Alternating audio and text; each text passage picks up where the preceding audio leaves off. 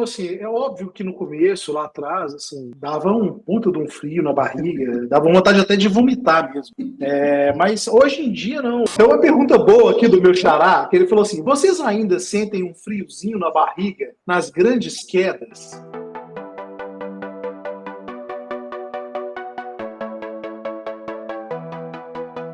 Pra E você, fechar.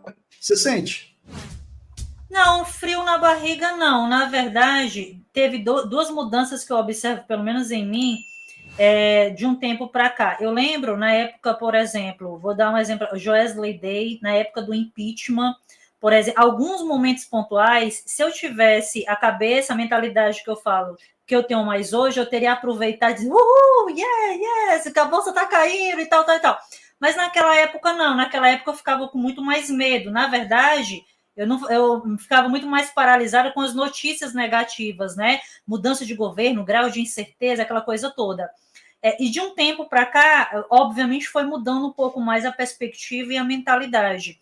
Então, hoje não é que eu fique assim com, eu lembro até hoje, Jean, quando eu encaminhei a primeira ordem de compra, meu Deus, será que, quase um botão de autodestruição, será que esse negócio foi certo mesmo? Será que eu encaminhei a ordem, a quantidade de ações corretas? Eu tinha medo de errar e me cobrar um valor a mais, esse negócio tudo piscando aqui, alguns anos atrás, eu lembro perfeitamente.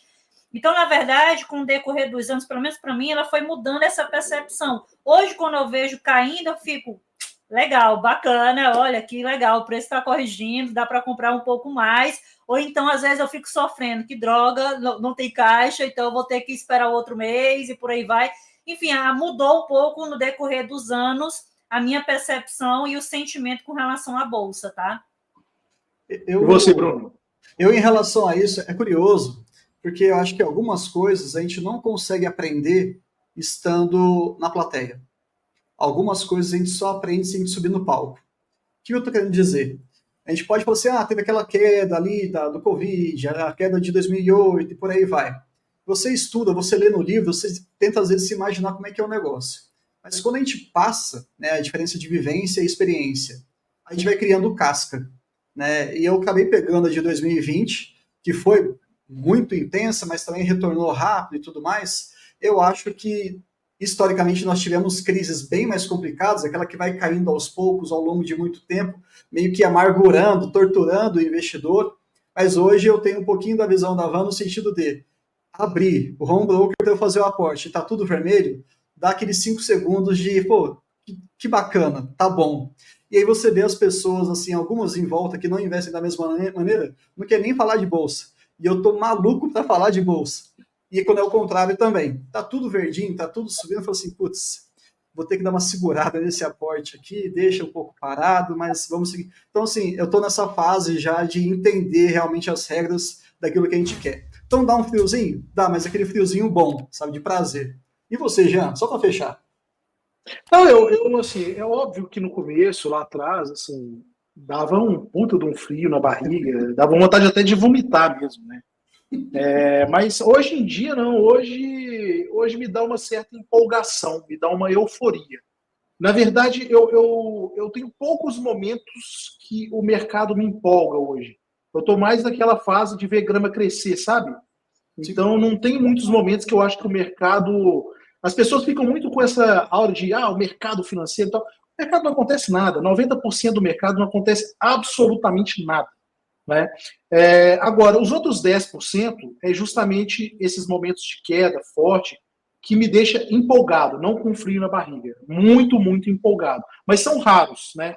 São momentos muito, muito raros que têm acontecido. Gostaria que tivessem mais momentos como esse. Infelizmente, não tem acontecido. Ô, Jean, uma curiosidade, que eu acho que deve ser a curiosidade também de algumas pessoas.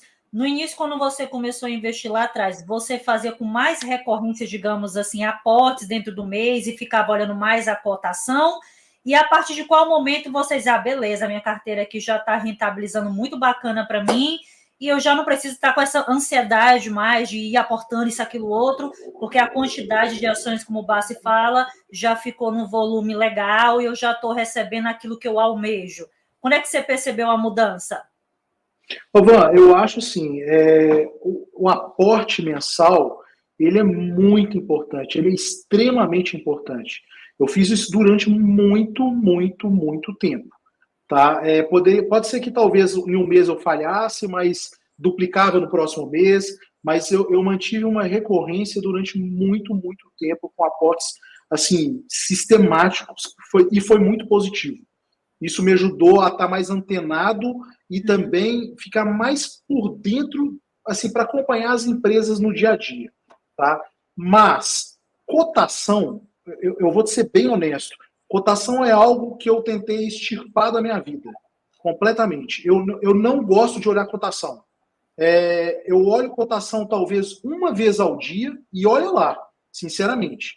Porque é algo que eu acho que traz mais malefício do que benefício para a grande maioria das pessoas. Gera uma ansiedade desnecessária, o cara fica ali pendurado em cotação o tempo todo, em vez de estar trabalhando. Eu acho que isso é uma grande bobagem. Se o mercado estiver caindo absurdamente, você tem duas opções. Você pode ter colocado uma ordem de compra de acordo com o planejamento que eu falei, e essa ordem vai ser executada de forma automática, ou você pode ter certeza que em todos os grupos que você tiver de WhatsApp, vai ter gente falando, vai ter push notification de não sei o quê. Então, assim, você pode ficar tranquilo. Você vai saber muito rápido caso aconteça alguma coisa e o mercado caia de uma vez só. Então, assim, cotação ela é muito mais maléfica para 99% das pessoas, tá, do que benéfica. Nós aqui, pelo menos eu, como profissional de mercado, eu não olho. Por que você que está trabalhando, fazendo outras coisas, e você vai ficar olhando o tempo todo? Isso não é... A questão é a seguinte, não é o seu olho na cotação que vai fazer mudar alguma coisa. Né? As pessoas têm essa sensação que vai ficar olhando a cotação o tempo todo e que vai mudar alguma coisa. Não, não vai. Né? Vai trabalhar, ser melhor no que você faz, para trazer mais dinheiro para fazer os seus aportes aí. É isso. É isso. Pessoal, vamos lá para a live fechada? Pronto. Só um recadinho. Dia 10, então, o nosso documentário disponível, né, no YouTube gratuitamente. Não perca, tá aqui em cima da minha cabeça. Opa, cadê? Do QR Code, tá? Uhum. Então pode se inscrever, pessoal, e vai ser fantástico. Vocês vão adorar, tá? Obrigado, Van. Obrigado, Bruno. Obrigada.